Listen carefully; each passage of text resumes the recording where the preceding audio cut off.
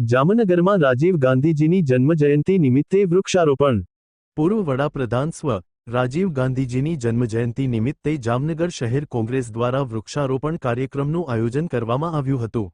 કાર્યક્રમમાં પૂર્વ સાંસદ વિક્રમ માડમ, શહેર કોંગ્રેસ પ્રમુખ દિગુભા જાડેજા સહિત કોંગ્રેસના આગેવાનો અને કાર્યકરોએ વૃક્ષારોપણ કર્યું હતું।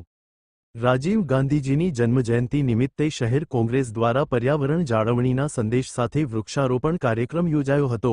આ પ્રસંગે પૂર્વ સાંસદ વિક્રમ માડમ, શહેર કોંગ્રેસ પ્રમુખ દિગુભા જાડેજા તેમજ કોંગ્રેસના કાર્યકરો ઉપસ્થિત રહ્યા હતા અને વૃક્ષારોપણ કરી શહેરને વધુ હરિયાળું બનાવવાનો સંદેશ આપ્યો હતો। આજે દેશના પૂર્વ વડાપ્રધાન સ્વ રાજીવ ગાંધીની 82મો જન્મદિવસ હોય। આજે દેશભરમાં અને ખાસ કરી ગુજરાત જામનગરની વાત કરીએ ત્યારે જામનગર ખાતે અમે આજે જન્મદિવસ એમનો હોય ત્યારે નિમિત્તે એમના જે સારા કાર્ય છે એને યાદ કરીએ અને અહીંયા ગાંધીનગર ખાતે જે મહેશ્વરી સમાજનું સ્મશાન છે ત્યાં આજે એક સંકલ્પ કરી અને હરિયાળું ગુજરાત, સારું ગુજરાત, ચોખ્ખું ગુજરાત, શુદ્ધ વાતાવરણવાળું ગુજરાત બની એના માટે થઈને 100 જેટલા વૃક્ષરોપણનો કાર્યક્રમ અમારા માજી સાંસદ વિક્રમભાઈ માડમ તથા અમારો સર્વ કોંગ્રેસ પરિવાર સહિત આજે આ વૃક્ષરોપણનો કાર્યક્રમ રાખ્યો હતો।